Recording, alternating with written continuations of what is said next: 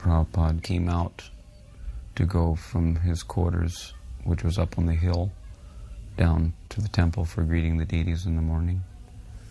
So there was supposed to be some kind of a kirtan to usher him down to the temple.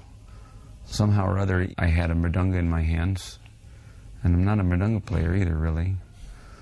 I remember when I first joined, I would play this bing, bing, bong, bong, bing, bing, flap, flap, bing, bing, bong, bong, bing, bing, flap, flap. That was the first mridanga beat that I knew, and then there was bing, ka-ding, bong, bing, ka-ding, bong, bing, ka-ding, like that.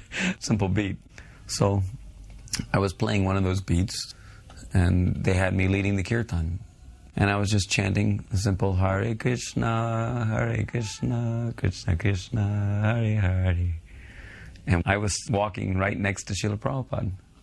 And as I was chanting away at the top of my lungs, trying to do the best I could, Srila Prabhupada just turns to me with a smile and kind of cocked his head back a little bit, looking at me with approval.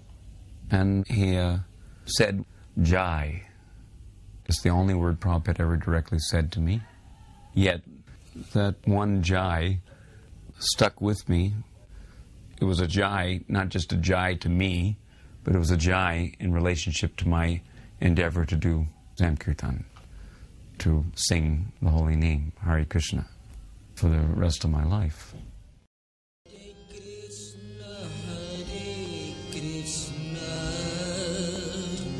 Krishna Krishna Hare Hare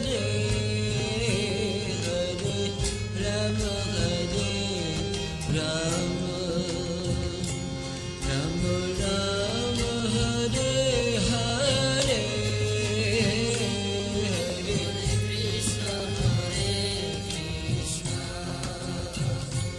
Krishna Krishna Hare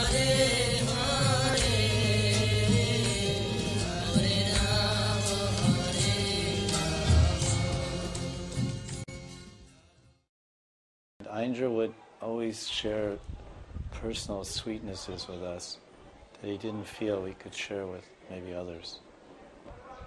For example, we're taking darshan of the deities, Radha Shyam Sundar, and I'm there, and then he would come up to me and say, Maharaj, you see this kamarband of Shyam Sundar? See how this knot was tied? And he'll point out some particular sweet detail of his dressing of Shyam Sundar in Vrindavan, ISKCON. I'd say, see, you know what this is meaning? And I frankly, I didn't know that, I didn't notice it, or nor did I know that it had a meaning also. But he would say something about it. And what I remember about the whole experience was not so much the details of what he said, but just the tone of his voice at the time, and the bhav that was coming through his voice. It was so sweet and innocent, and it was almost like, and look at this, this, it wasn't like someone observes the deity. Sometimes someone observes the deities. Did you see the garland they're wearing? It was just some sweetness from his heart, because of course he dressed Shyam Sundar that day, Saturday, and we were there, and then he came, shared some of that sweetness that he felt by having that particular aspect of the darshan. Or do you see that flower tucked over Shyam's ear? That that we picked that from one vine down the street, and I was just thinking like this. So that's, I think of this because there's certain aspects of Aindra that everyone knows quite well, archan and kirtan and philosophy and personal bhajan, and his example in his preaching. These are, like you could say, divisions of his activities, externally observable, and we joined him in some of these things, and that's what I'm trying to recover one by one. And we would sometimes we came, of course, to Vrindavan in '87, and the first year or so we were living in the Gurukul with Radha Govinda and Bhuvaneshwar, the three of us. And then I went to Radha Damodar. So at that time in '87, we were frequenting Aindra's room quite a bit. And then at that time he was beginning to get his shalagram collection. It was going on whenever he had to go to get a visa renewed, he would go to Nepal.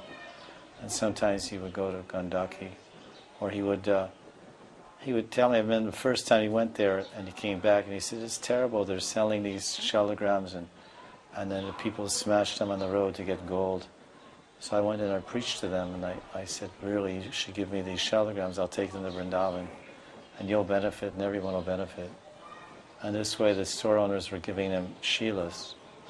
And then one day he actually went. I'm not very good for memory, so I'm just piecing whatever little impressions I can, because we're talking about 25 years ago. Many of the things I remember about Aindra were from 1990, 20 to 25 years ago. That's a long time. Because after 1990, I was pretty much out living in Vrindavan here and there. I didn't see him that much after 1990.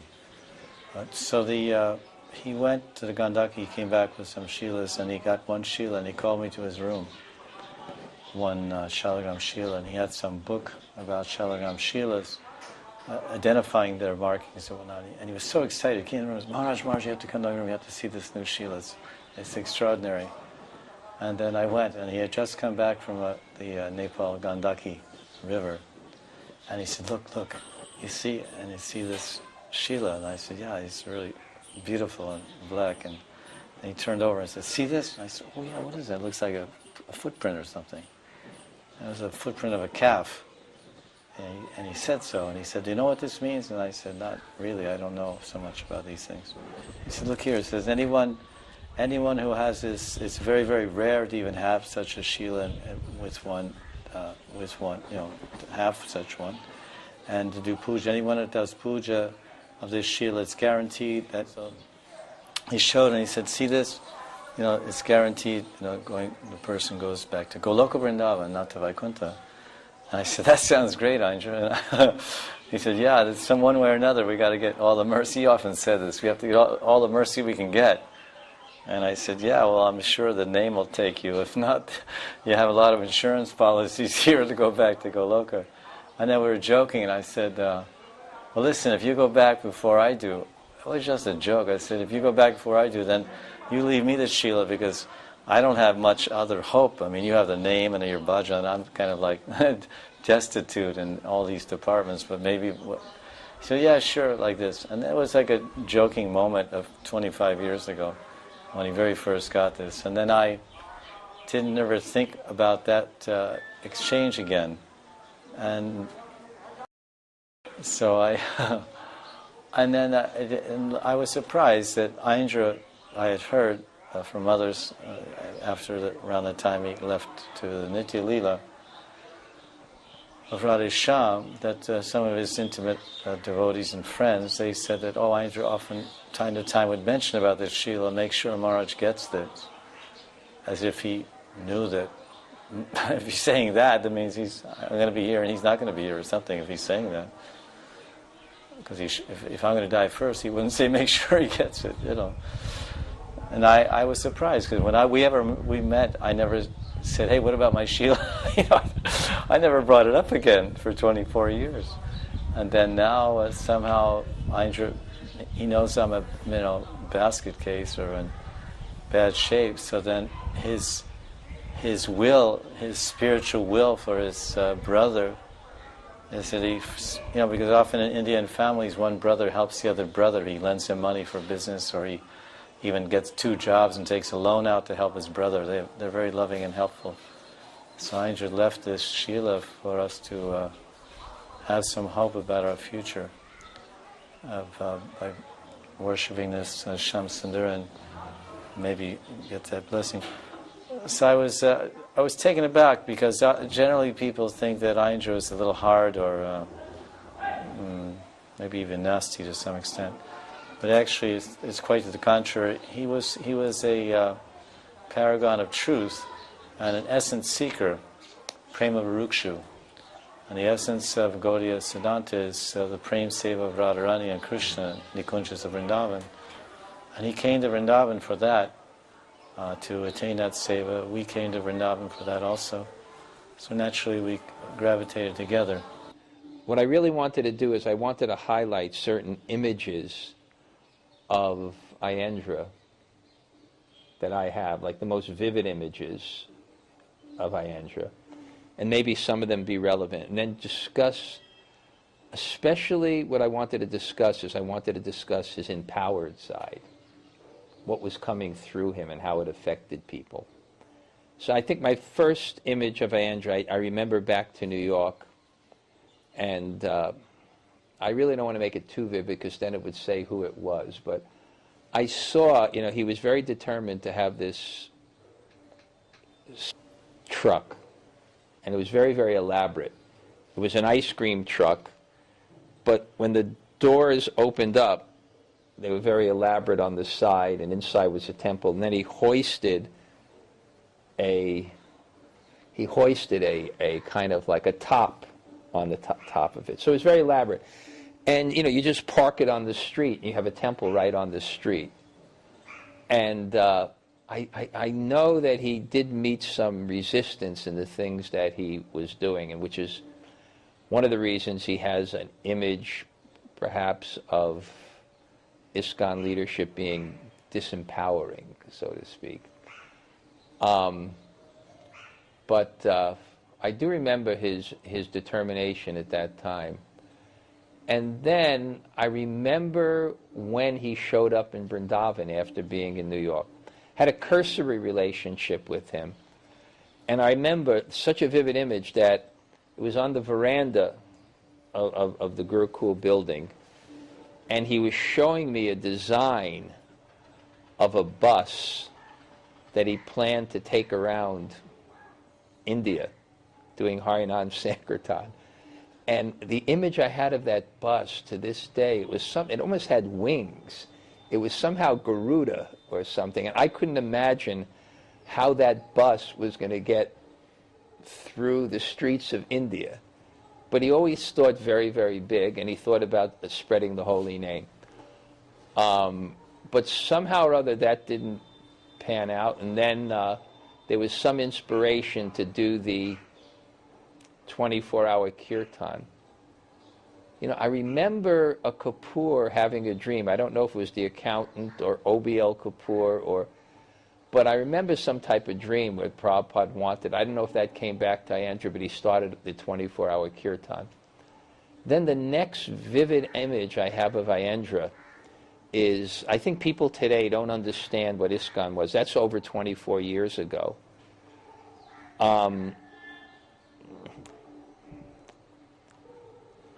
How do I put this in a simple way? What people know today, when they first walk in the door, people didn't know in the movement, even if they were very, very senior and at the top. Practically speaking, no one even knew what Manjari was. Even the term was not even there.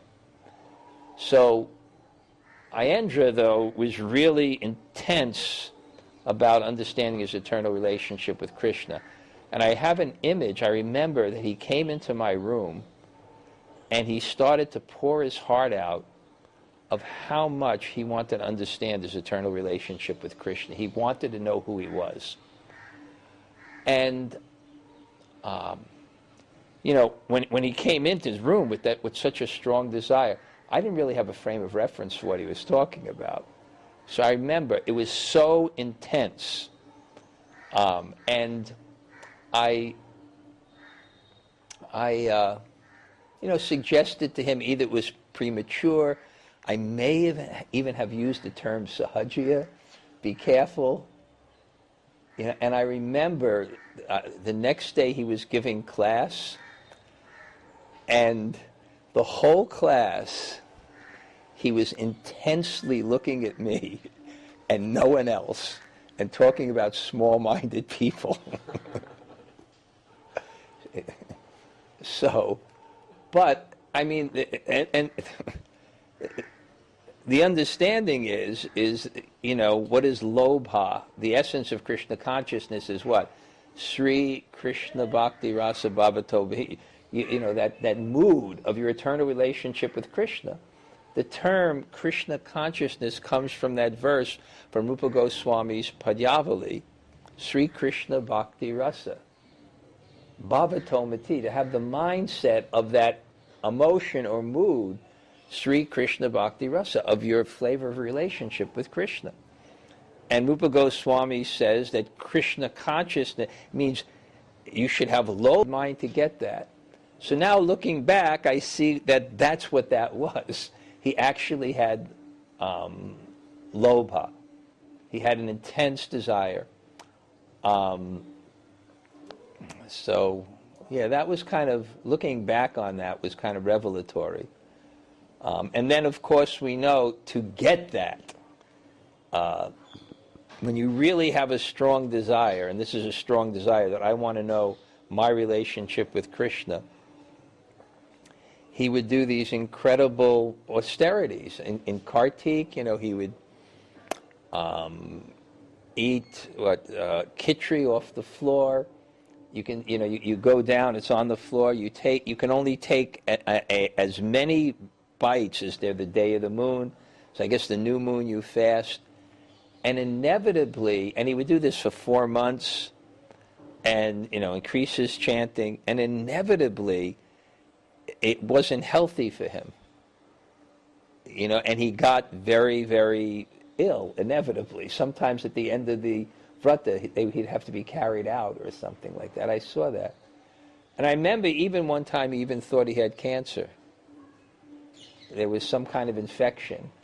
But, he would not leave Vrindavan. And I remember when he was telling me that, that's really, a depth of determination and understanding.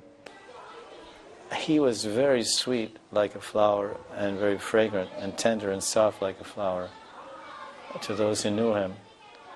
And sometimes, although mostly it was sweet, often with us we saw the hard side, the thunderbolt side. And we have numerous philosophical discussions about the tattva. And I really admired Aindra's his conviction to follow what he believed in, even if the Shastras externally didn't seem to agree with what he said. Because sometimes I would say, it says here, and Sandarbhas like this and this and that, and the Acharyas say this, and he would often reply to me, I don't care what they say.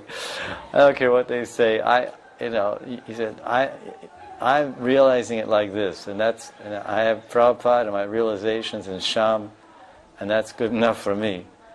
And so I felt that actually this is ultimately the essence of everything we do, is not so much external philosophy and pedantry and gyan, but it's actually ultimately bhav, and the inner aspect of one's realization about Radha and Krishna and where he fits into their eternal service. And I feel Aindra was more acting on a platform realization than just philosophical understanding, and this was very impressive and attractive to me, that this was someone that did more than give lip service to the philosophy. Rather, he studied it deeply and was an extremely fine dissector of the philosophy, and entered deeply into it to try to be an exemplar and a follower of the ultimate philosophy, which is the prayojana, to realize one's Siradeya and engage in the Nitya Seva of Radha and Sham and Vrindavan. And that he kept to himself, and he used to like to share with me and others, I also believe so, but he would sometimes share some things with us. And he generally would ask us in the early days when he was trying to understand the tattva, especially in Angamandri tattva, which is a rather secret tattva, not very much written about, and for various reasons, so you couldn't find everything so much in black and white. And there was one particular book that was very helpful for these understandings, and Aindra was so determined to get the truth of this subject of Radharani's younger sister and her character and her contribution and her position in the Leela and her seva, the relationship to Lalita and Rupa and others, that he had this particular book translated, at least I know of, three different times by three different like scholar type people that know the Sanskrit and Bengali language, so that he could get the clearest understanding in English that he could, because he and I, of course, we don't know these languages. So that determination to find the truth, and even spend money to pay for the translators, and not settle for half truth or partial understanding, and well, let's translate it again and again and get what we can understand. That's a very admirable quality, that determination to find the essence of the essence. And definitely he did, and he practiced what he realized. But in those early days, trying to understand the identity of Anangamandri, is she Sakhi, is she Nayaka, is she Mandri, is she Mandri and Sakhi, is she a dual identity? We would often go together, and no one else was there. He didn't like to take others on these visits that I know of at that time. So we often went together to Manasi Ganga or to Keshigat or to Radhakund or Manasi Ganga, Govindakund, in this area, maybe once to Barsana, I forget. But to meet different advanced devotees, and he always had some questions about this tattva and the bhajan. And he would ask these very elevated senior Gaudiya Vaishnavas through translators oftentimes, and then he would try to deepen his understanding. And he was collecting notes all the time and recording sometimes. And he was not sitting back and Haribol, and everything's fine and everything will just follow the trees. He was seriously endeavoring to find the truth, to understand the path of bhajan, to practice it, and as everyone knows, it was all centered around the Harinam Sankirtan, which he went deep into and made his that was his preaching, and the substratum of his personal bhajan was lots of nam. And he would sometimes, I remember he would say to me when I would come from Radhakund to visit him in his room and come to Vrindavan, and he would always say, the way he would speak to me, he always had a kind of a friendly, sweet but condescending way of speaking to me, which I kind of appreciated, because everyone else usually has a more, let's say, artificially humble approach due to some notion that one should respect a member of the sannyas order or whatever they're operating under. But when it's brothers, then it's like whether one brother's a prime minister, another brother's a policeman or a car salesman, it doesn't really matter, because they're both brothers, so they can just like really rip into each other without any formality. So he would say like this, he'd say, Maharaj! That voice is still echoing in my brain. I'd walk in, he says, Maharaj, so you're chanting some Shuddhanam, or what are you doing out there? Sleeping? You're chanting Shuddhanam, or you're sleeping in Radhakund? I said, mostly I'm sleeping over there. I want someone else to chant for me. But that he would open with that, Maharaj. And then whatever it happened to be, and...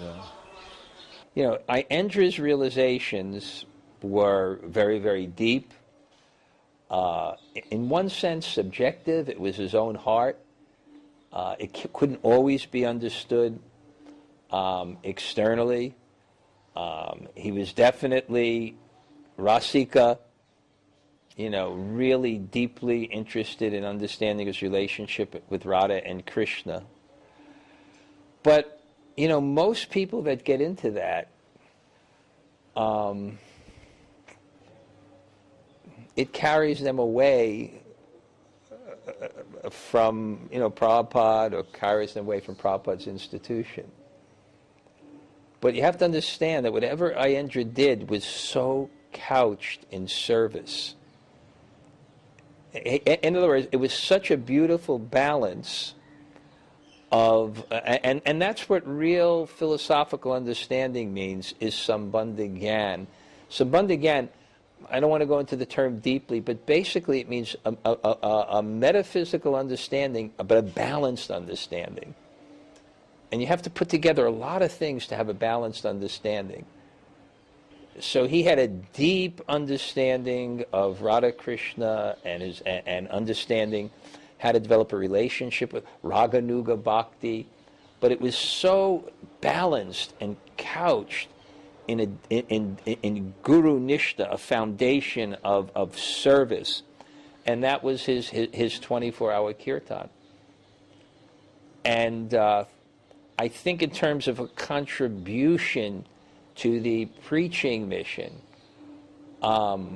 so many people, especially when they come to Vrindavan, are attracted to Vrindavan, whether it's sincere or insincere, there's some attraction for maybe some higher subjects.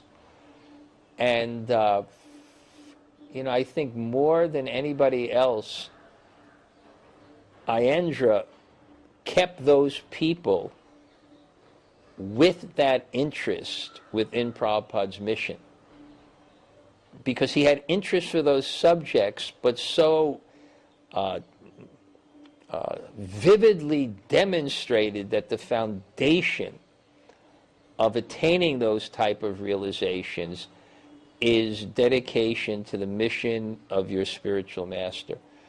And in terms of the contribution of his service, I remember talking with Burijan Prabhu. Krishna Balar Mandir has gone through so many changes, and even I heard that Prabhupada said the management is cursed. The temple was opened on Ram Navami. In India, they won't open any temple on Ram Navami because Ram's life was just full of so much suffering and trouble. So it seems that the temple is destined to. But what is that temple? And that temple is two things, really. The core of that temple that makes it the most beautiful temple, I think. Mayapur is very beautiful, Panchatattva, it's so wonderful. But there's something about that Krishna Balaram Mandir that's just so attractive. And what is it? It's the deities and it's Ayendra's Kirtan. I remember Borijan told me this. Krishna Balaram Mandir means the deities and Ayendra's Kirtan. And that creates a community. There's actually a community here of Vaishnavas. And it's based on that. And the preaching is absolutely profound. I know in Ayendra's style of kirtans, many people maybe didn't understand it fully. Certainly I can't say, but I understood one thing. His kirtan, of course, he had internal realizations of what kirtan meant. But again, that balance, it was also to share the holy name. And that style of kirtan he had, which was so forceful, it was made, I'll say this, it was made to get the Punjabis to dance. It was made to get the thousands of people here to dance. And it was it had to, and even today I was in the temple, and I saw 40 Western people from Italy coming, and I was looking in my mind, how are these people going to react? Because obviously, they had no spiritual interest in coming to, they were tourists. They weren't spiritual seekers, they were middle-class people, the kind of people that fold their hands and kind of like look around and have a camera in their hands to make sure that no one knows that they're actually participating in this cult or something like that. And what I saw that was so beautiful, is, it's the legacy of Aindra, is that the people, that some of them were chanting. He would hear some rumor about us that there's quite a few of those over the years, and like the ocean sees the coming and going of many waves. Sometimes, but the ocean is still there. Hurricanes come and go, tidal waves come and go, typhoons, cyclones, tufans, tsunami or whatever it is, tsunami. And but when the water goes up and down and makes a lot of noise and knocks a lot of things down, But then, since all said and done, the waves are gone, the typhoon's gone, and the ocean's still there.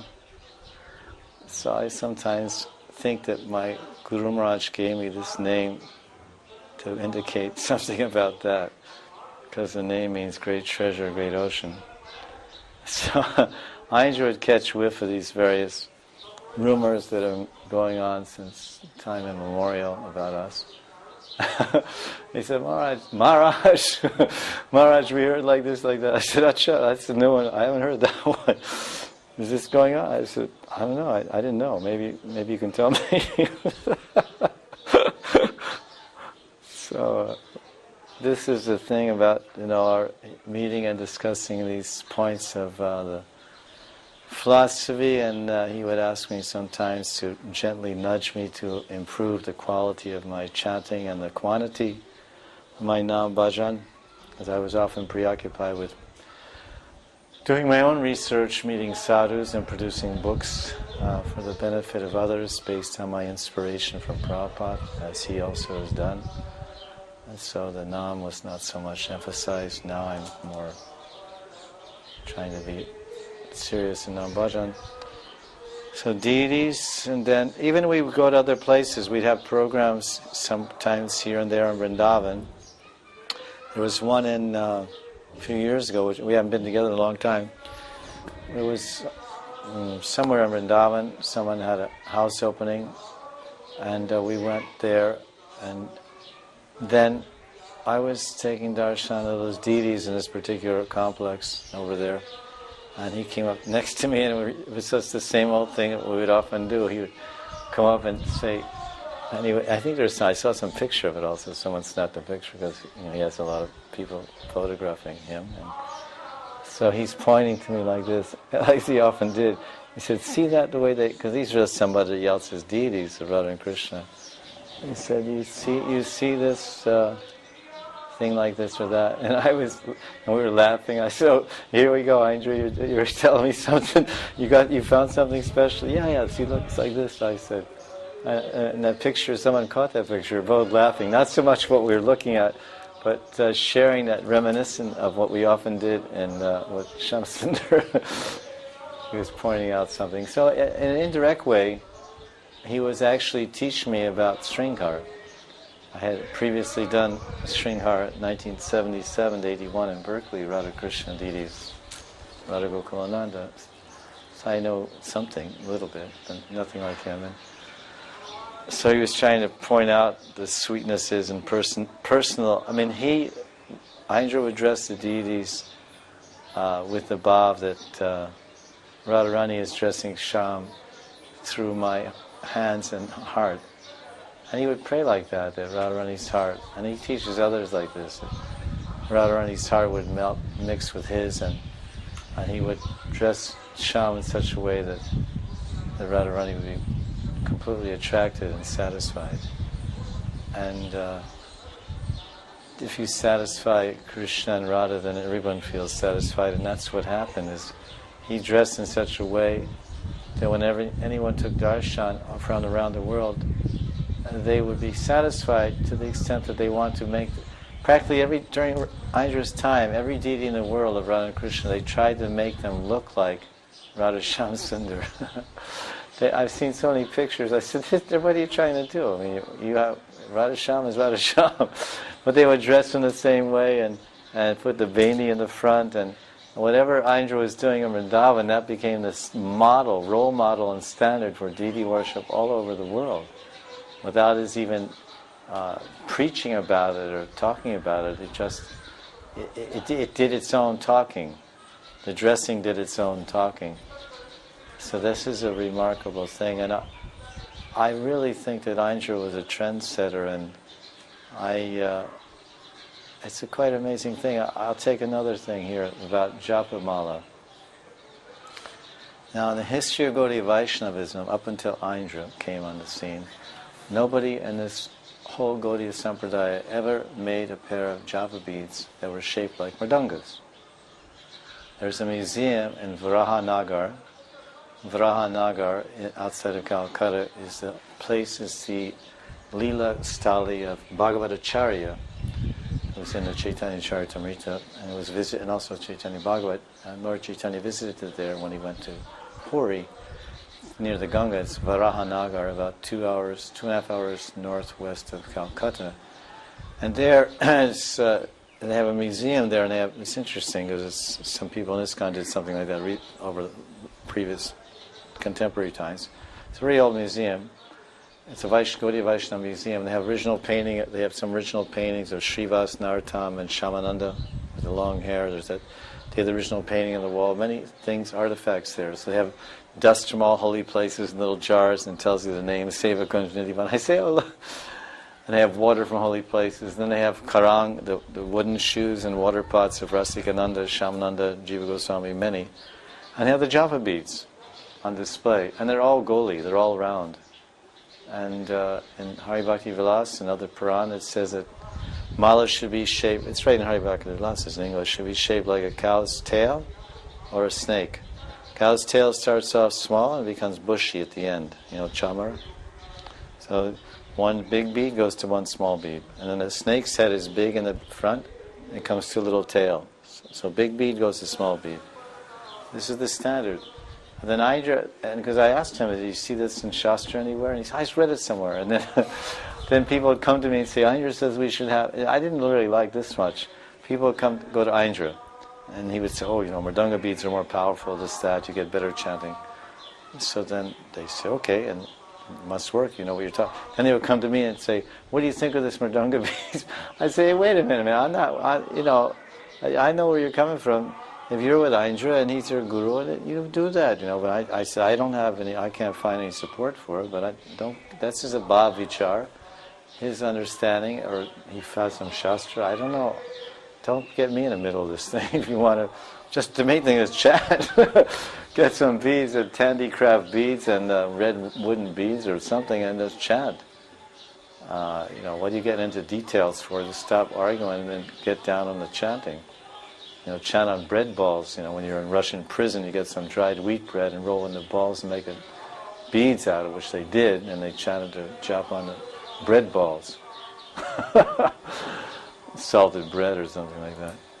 So then, I've been coming, so then all of a sudden, right around the time Aindra was making popular, all the malas guys selling japa mala, they had so many goliwalas around us, they'd have 2 or 3, I'd say, look at this, Aindra's taking over the place, supply and demand, And I went to, because I thought this is so amazing, this guy is such a powerful personality.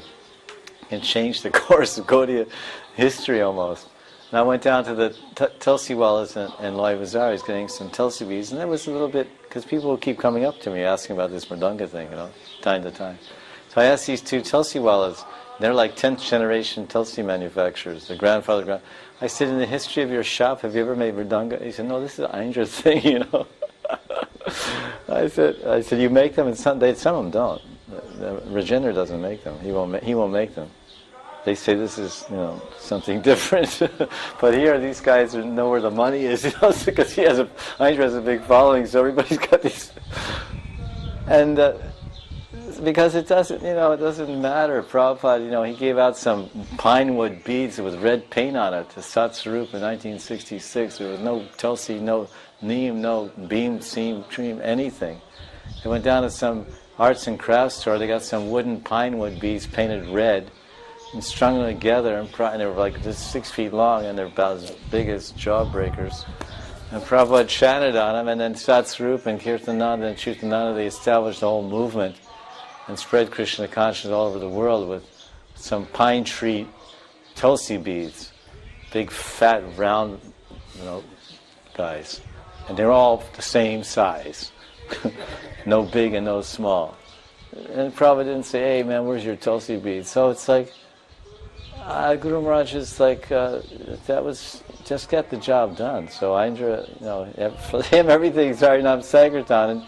And the thing is, it's so deep, because everything he saw, one is, jap is kirtan is jap. And this is, the shape of these beads indicates a philosophy, that you can't have kirtan with good japa. Your japa isn't any good, your kirtan won't be any good. So then the japa beads are just getting you geared up for the Sankirtan, because you already got them shaped like Mridanga. I mean, you can write a whole thesis about the value of it. And I think that's where he was operating from, not some artistic beads, but the symbolism of what it meant and what he wanted to drive home. Okay, this mala is nice, but that's not the real thing that's going to save the world. You're quietly doing manasik japa in your corner in New York and Vrindavan. But you see those? Hey, look, 108. You got 108 reminders. You got 108 reminders here, because there's 108 mridungas. They're saying, get off your butt and take a mridanga and go out in the street and glorify the holy name and help others. But chant sufficient nam bhajan on your beads so you get shuddhanam when you go out there. You can get something powerful and valuable. Anyway, see how it goes. I mean, so that's one idea that he created, like a whole new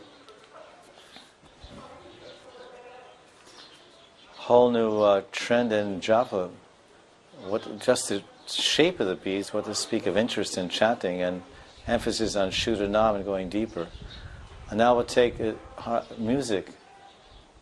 Aindra, sometimes he would come to Radhakund and we would go together to Shamsundar Mandir and other temples in the early days when he was collecting ragas. And we went once to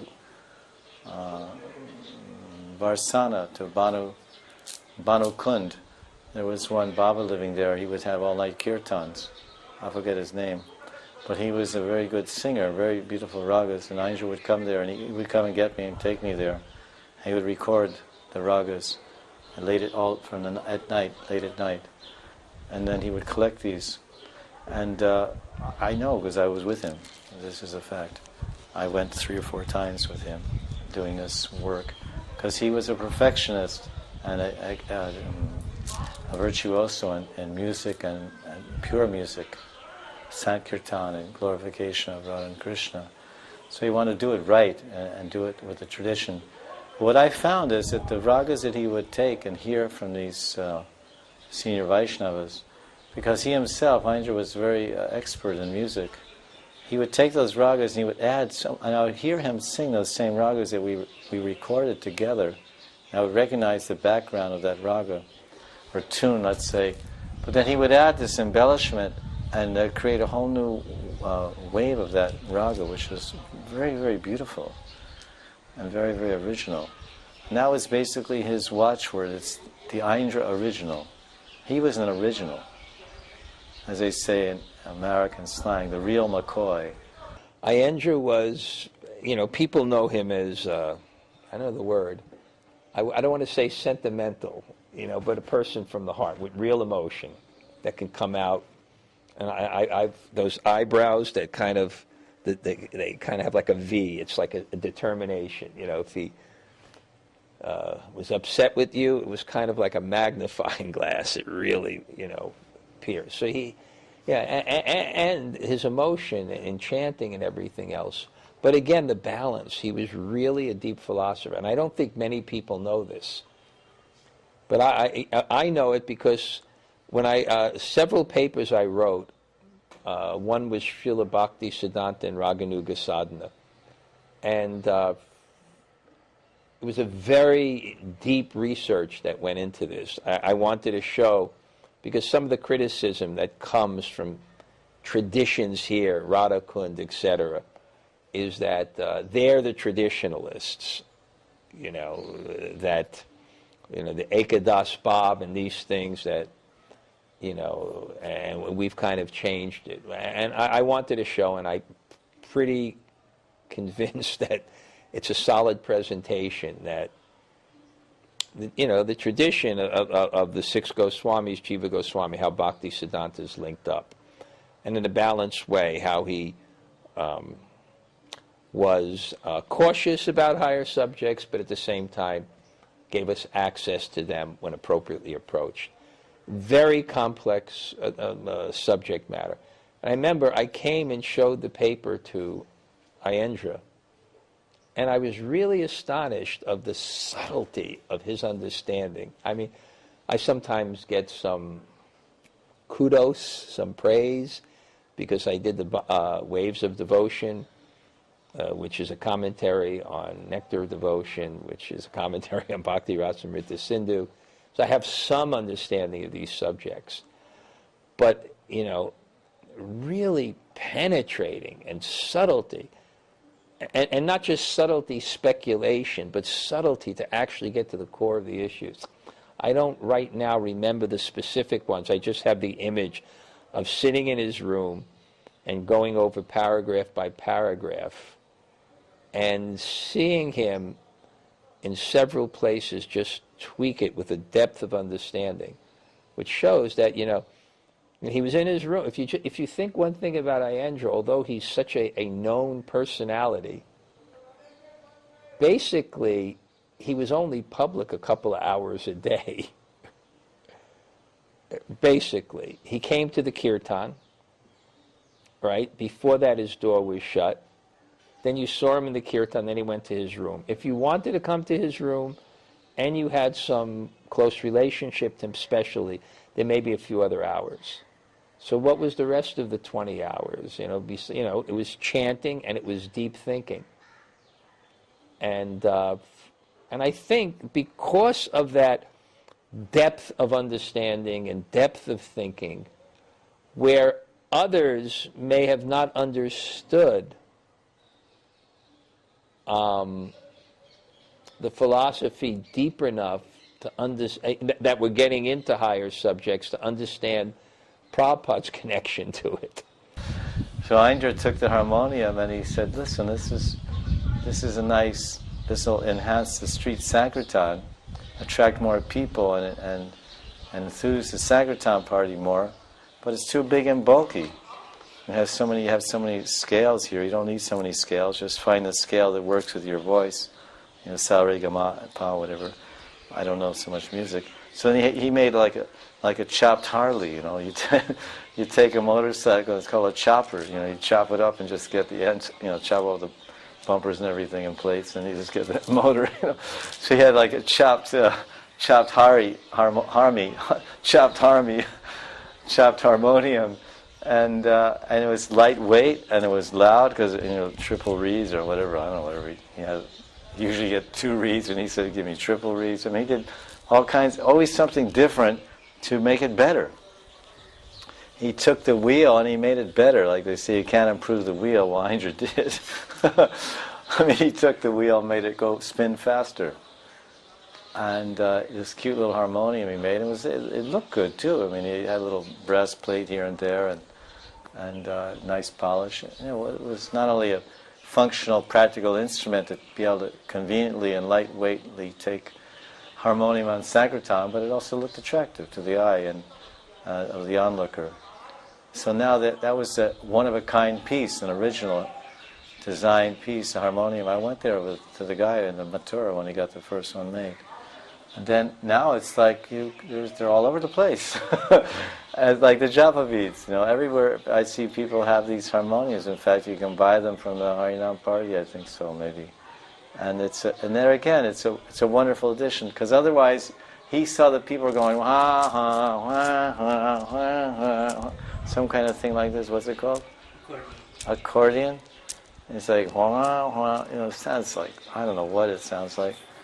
And it's just like, with or without the holy name, it doesn't work. Either way, it's like, just get out of here. And people try to get into that thing somehow or other. And why? Take this kind of Aindra, chopped harmony, and get with it. So there we have the music scene. How he, and then his attraction, because if someone's so hard as a thunderbolt and so fierce and fiery eyes, and I remember sometimes we were arguing about philosophy, he would say something, hot and loud, and I would say, because I'm not that hot by nature, and it's my constitution, but he's a little different type. So he would start getting a little loud, and I say, Aindra, there's only 2 of us in this room. It's about 11 o'clock at night. I said, we're in the Gurukul, it's like kind of cool down. The kids are sleeping or someone. He says, I don't get... That when I say that, he get even more tyrannical and stuff. And he'd say, I don't give a damn, this, that. And take some, book, maybe dictionary, hopefully. And he'd take it, just throw it somewhere on the floor for emphasis. And say, if I'm going to speak, I'd let them all this, that. So I said, okay, here we go, let's go. We just go off onto this thing. I'd be like speaking a little bit soft and carefully, and he was just yelling on for about 20 minutes. I was just waiting for the door to beat down. Shut up, you guys. Everyone was so in Tamagun, they didn't even know what we were talking about. 11 o'clock at night. And I always remember that we'd be sitting down having philosophy, talking of points of philosophy and Prayojan Tattva and whatnot. And then when he'd get excited, he would stand up. Because he got too fired. He'd stand up and he'd start like pacing a little bit, and then he started going like this and like that, and his eyes would get so red. I said, Aindra, and I used to joke with him. I said, Aindra, you look like one of the demons right out of the Krishna book. I mean, we're brothers, we can say this. I mean, most all of you are Shiksha disciples, he's your guru and this and that. And so there's friendship and some awe and reverence, but he and I, there was no holds barred. I just said, he got into these hot-headed things, his eyes started shooting red sparks and stuff. And I said, Aindra, you look like one of the demons in that Krishna book. And I got out the Krishna book. And Pralambasura had copper red hair. I said, look, you got copper red hair. And he had fiery red eyes. I said, look, you got fiery red eyes.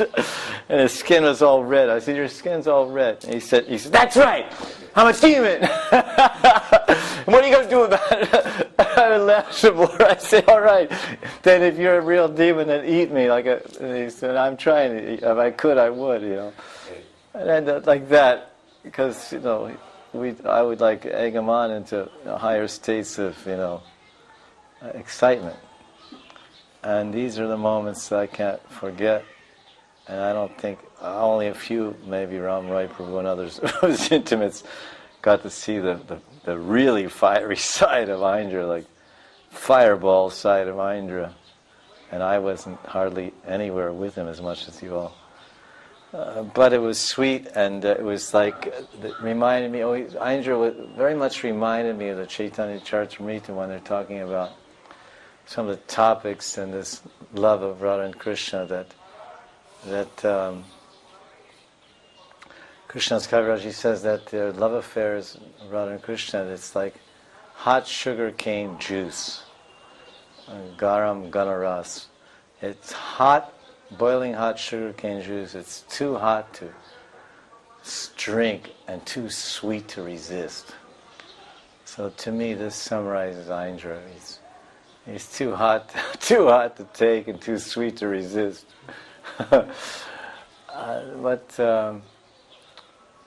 And he, of course, was a revolutionary in the truest sense of revolutionaries, but a revolutionary not propelled by egoistic self-aggrandizement, that he wanted to catapult himself into stardom or become a charismatic leader due to his revolutionary stance and view in opposition to the mainstream.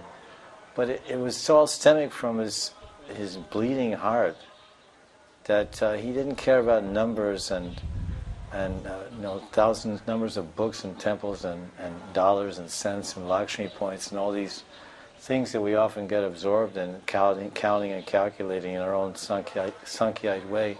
He was seeing that the hearts of the devotees in the movement are dry, and they're shriveling up, and they're thirsty, and they're sincere hearts, and they're loving hearts and wanting to love Krishna and Radha, but not knowing where to go. And so he was rather revolting against the lassitude and laziness to go into that reservoir of nectar that everyone was needing to get. And this is another point that he and I would often discuss, because I was also a revolutionary in college, burned my draft card and all these kind of things, marched on Washington in the 70s, anti-war, part of the SDS, and organizer, so Students for Democratic Society. So we believed in Reformation and trying to make a better world for the people, young folks especially. So Aindra wanted to make a better world, you can say, for the devotees in ISKCON, a world based on love. Loving relationships with one another, and really finding out and uncovering the love for Radha and Krishna everyone is hankering for in their heart. And we have the way to do that. Very much we have a way to do that. And Gaudiya Vaishnavism is all about finding the path of love within you and living it and experiencing it. It's an experiential religion. Pratyaksha vangamam dharmyam. Pratyaksha. It's manifest, self-manifest to each individual that surrenders and goes deep enough. He'll come up with the treasures that one finds when he dives deep into the ocean. At least he gets pearls, and that's the cheapest of the treasures, and they're quite valuable. If you're more fortunate, you can find rubies, sapphires, diamonds, everything in the ocean. They wash up on the beach in Africa. African devotees say there's whole portions of beach in West Africa, all controlled by the government. Certain nakshatras and jewels wash up even today on the beach from the ocean, because the ocean produces jewels. So this was his revolutionary spirit, that he said, what, year after year, decade after decade, decade after decade, ISKCON was getting more decadent and decadent. As the decades means a portion of 10 years in English, that means decade. Century is 100 years in a decade. And decadent means decaying or dissolving or weak or diseased. So it's just going on, same old, same old. And he said, stop it, let's come on, revolution. That's like the people in a country, they can't put up anymore with a dictator. They can't tolerate his atrocities and insensitivity, so they overthrow him. So he was trying to have an overthrow, and he and I were discussing this, and I was saying, I'm right there with you, so that's why I'm deeply thinking about what are the most important books that will help the devotees cultivate the rag marg. What are the most important books in our sampradaya for this cultivation of Raganuga Bhakti? And we would discuss how to promote Raganuga Bhakti. This was our discussion. Besides just chanting Harinama, we were deeply thinking, revolutionaries, they plan for the revolution how to take over. So you need to disseminate knowledge. You need to disseminate weapons. You need to disseminate inspiration. So Aindra was disseminating weapons, all kinds of firepower and bombs by Shuddhanam. And we were trying to distribute some knowledge of this Ragmarg, Ragmayi Bhakti through these books, because these are all Rasa Shastras. And they all have a particular, it's part of the plan, the takeover, the conquest of the heart. So each one of the books we produce are actually essential books to develop the bhav and understanding of Rag Marg. Aindra prized these books very much. Ananda Vrindavan Champu, Krishna Kumudi, Bhavanasara Sangraha, commentaries of Vishwanath and 10th Canto, very, very priceless gems necessary for the whole development. So we did our part, and Aindra did his part, and he left, and wouldn't mind joining him. But maybe we can produce some more inspiration in the same line. Aindra was a controversial person in ways. Some people were into Aindra, some people were not. Of course, Mao Zedong,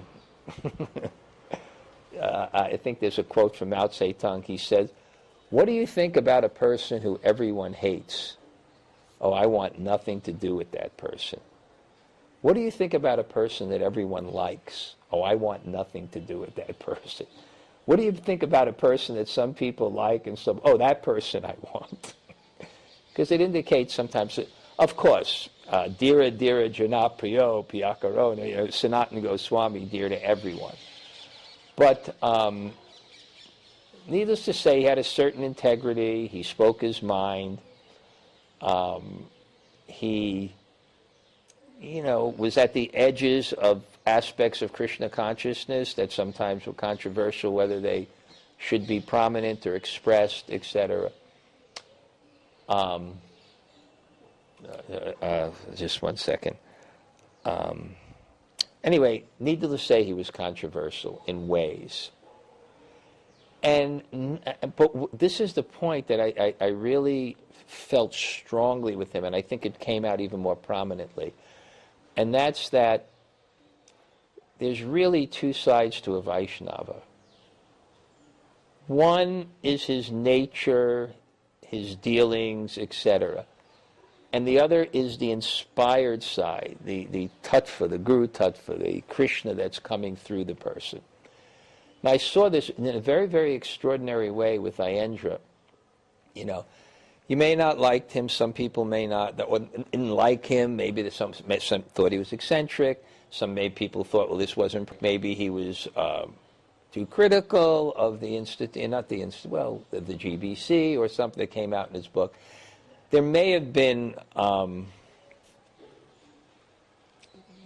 sides of him that maybe people didn't like or not like. But I think no one can deny that the inspiration and potency of Balaram came through him, which means the potency to attract people to Krishna and to get them to surrender to Krishna and get them attached to the holy name. I mean, when it all, like when the dust settles, they say, what's left? What's left is thousands of people inspired. And I see this with so many people of other gurus, that have this incredible relationship with Aindra, and they may come from different spiritual masters with different views, and they themselves may not necessarily agree with Aindra's worldview on every particular subject, but it's so inconsequential to what came to them through Aindra, which is a spirit of devotion and bhakti that brought people closer to the lotus feet of Krishna and gave them such intense attraction to the holy name of Krishna. So I think that was one of the most extraordinary things about Aindra, that he was able to inspire such a broad range of people who felt Krishna's potency through him. And I don't think, myself included, many of us realized to the extent that was done until after he left. And you saw so many people come forward whose lives were changed. And I think this is the real test and potency of a spiritual personality, that people take up his mood of bhakti. That's the potency of a spiritual personality, that people take up his mood of bhakti. And really, in one sense, that's what the real sense of shishya means, one who takes the mood. So I think there were certain personalities that could do this very prominently in our movement. One I saw was Jayananda. Jayananda had such a seva bhav. I was fortunate to have met him. And then you see people who had association with Jayananda intimately have that same seva bhav. For example, Godbrother Sridhar Swami. You can see the mood of seva bhav. Another one was, who used to be Jagannath's Pujari, Krita Karma, who used to be the vice president here. Incredible seva bhav. And then there was Vishnu Jan, and Vishnu Jan had this spontaneous attraction for kirtan. So who were the people that took up the bhav of Vishnu Jan as close associates? Indradyumna Swami, Dina Bandhu, Aindra. They took his bhav, they were influenced. So now I think it's Aindra, and see all the people that take his bhav. But again, the unique aspect of him taking his bhav, it's a very, very inner thing. It's a very inner thing. It's a certain attraction to the holy name. And it's a very, very wonderful thing. That's so. And another thing, a great personality. One thing about a great personality is that they have a legacy that's carried on. And so many people were crushed when Aindra left. I mean, I saw that. I was in America. I was woken up in the middle of the night, and so many people were crushed. And part of it, it was a separation of Aindra. The second part was their life is finished. It's going to change because their life was Vrindavan. And what's the soul of the Krishna Balaram Mandir? It's that 24-hour kirtan. Without that, there's no life. People were thinking, even why would I ever even go to Vrindavan again? Would I ever return? Without that kirtan, what do you do here? What's the life? And to come here now, and I've been here since October, and to see the richness of the kirtan, and to actually see the Punjabis and the Indians that are visiting dancing ecstatically, and to see so many people who've been touched by that mood of kirtan, and to actually present it properly, coming back to do kirtan, and see that the kirtan culture has continued, and that's the potency. The potency is that the kirtans are amazing in the Krishna Balaram Mandir now. I think Aindra had some favor to me because I would sometimes come to the kirtan, and I was a god brother. I was a sannyasi. I once brought Tamal Krishna Maharaj there. I know he was so happy that a god brother, came to the kirtans and like that. But I was busy. I came occasionally. Now I'm coming twice a day. I'm coming at 9 o'clock to 10 o'clock. I'm coming to 5. The kirtans are just that good in the temple. So that's his legacy, that it's carried on. Akinchana Krishna told me that Aindra had told him that he was close with Vishnu John, and when Vishnu John left, Aindra thought it would never be the same. And then Aindra said it was never the same. But then I thought, but then there was Aindra.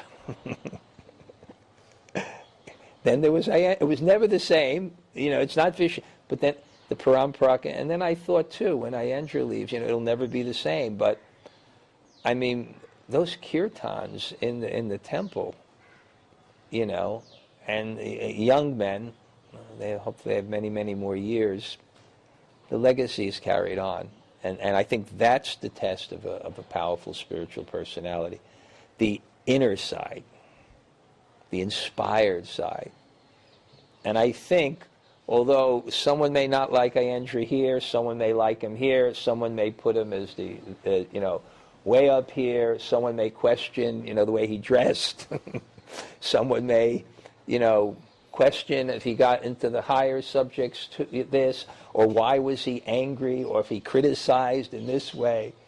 But I think an objective person has to be unified on the point that something extremely extraordinary and inspired was coming through him to change so many people's lives in the mood of Prabhupada. Another point we would often discuss, how we were both fully convinced that Prabhupada didn't cheat us, and he never did and never will, and he gave us everything. It's just we had to figure out where the Father buried the treasures. It's a big estate, and the Father buried the treasures, so we have to find out where they are. Not to say, my father was a billionaire and he died and he didn't leave any money for anybody. But in the old days, people buried big pots of gold full of jewels and things like that. Even today, sometimes they dig up property around here. Recently, just north of Govardhan, they were digging a foundation for a house about 6 months ago, and they found 14 pots of gold. It's something like $24 million worth of gold. They're all coins, 500-year-old coins that were stashed there by some king that conquered some Muslim guy. They're all gold coins with Akbar's picture on them. 14 gold pots. Each one they had to use a crane to pick them up. Big urns. They're inside the ground. Mayapati came down by helicopter to claim it. The chief minister. First the DM took them, and then there's a whole luffer, and then she came and said, no, they're mine. $24 million. So it's an analogy that similarly Prabhupada, he has pots of gold and treasures that he planted in this movement, in his books. We don't need to run anywhere or go anywhere. And Aindra and I were convinced of that. That by chanting Shuddhanam and seriously meditating, doing bhajan and reading, and praying to Prabhupada and the Parampara, that all perfection and realization of our Srupa and how to engage in a bhajan will come to us. And along with good association also, and advice and guidance from higher advanced sadhus also. And so he lived for that and believed in that, and he wrote a book based on those realizations. Very wonderful book. And we're following the same line of thought and action. And by that we can see that Aindra also acted as an acharya to represent the inner side of Prabhupada and the deeper side of Prabhupada. Although sometimes I had to cry with Aindra. We would cry together when the news would come in where somebody was saying Aindra's not a Prabhupada man, or Aindra's not following Prabhupada. People would sometimes cast these phrases, his way and my way also. And that really hurt Aindra. He said, these people, they don't know what they're talking about. We're following the inner Prabhupada, the real Prabhupada. The father has different levels of his personality, and you only come to understand as you grow up the different levels of your father's personality. So Aindra was very much a true follower of Prabhupada because he stayed in Prabhupada's temples in his whole life. He never blooped and ran off and hang out with some Babaji or this or that. From the beginning to the end of his whole life, in Krishna Bhakt consciousness and bhajan, it was Prabhupada all the way. It always was, it always is, and it always will be. And we're the same way. And but Prabhupada is a deep person. They say he's a Vaikuntha man. Prabhupada is a Vaikuntha man. We don't accept that. We say he's a Sevakunj man. Prabhupada is a Sevakunj, Mandri from Sevakunj, not even a Vaikuntha man. His guru is Nainamani Mandri, and Prabhupada has his Mandri name. And this is Prabhupada that Aindra understood and was trying to follow. The Prabhupada lives eternally in Sevakunj. Prabhupada himself says, my eternal home is Sevakunj. So what does that mean? He's living in Sevakunj in a Vaikuntha Sarup as a Vaikuntha man? Because in Sevakunj there's only one man, and that's Leela Purushottam Shamsundar. And everybody else is female. And even the greatest demigods, if they want to get into Sevakunj, they have to become females.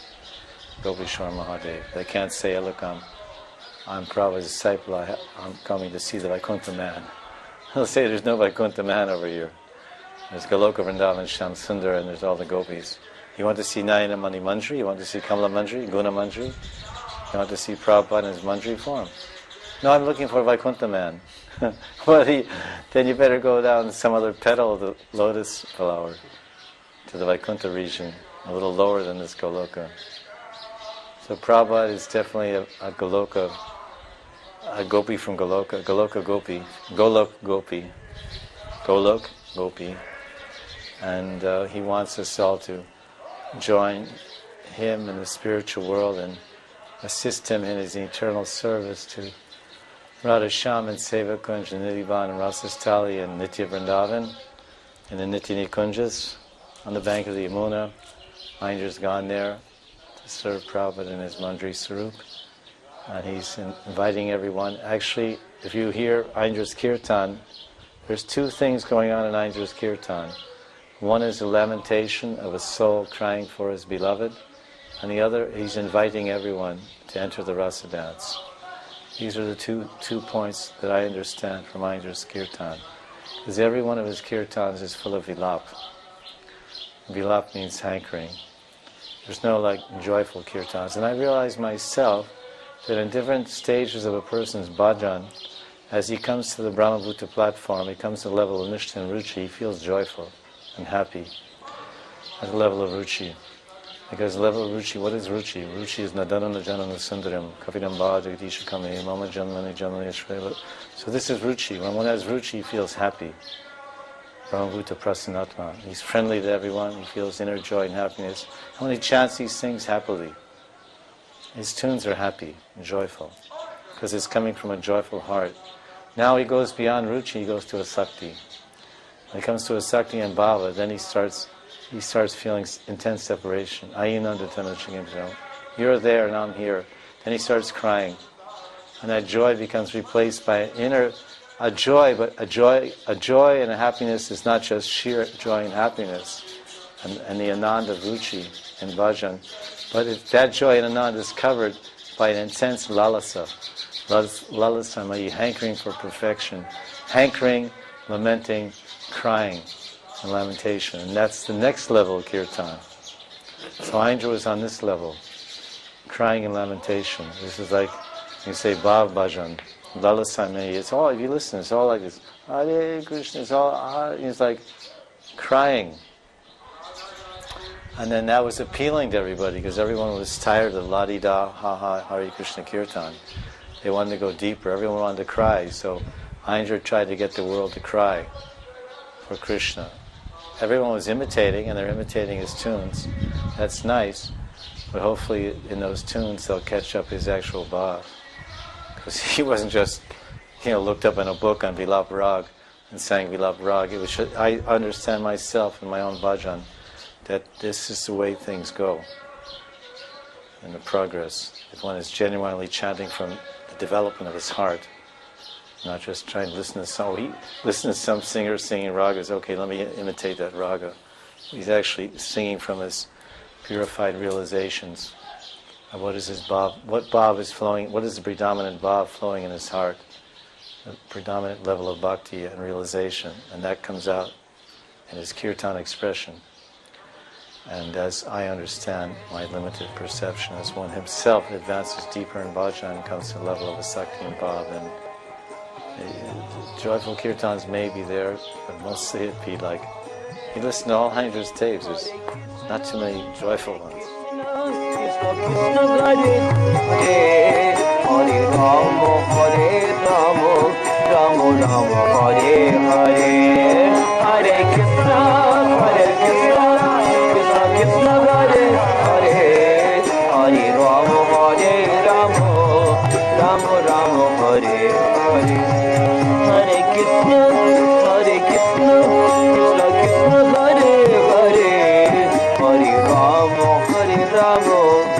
Ram Ram Hare Hare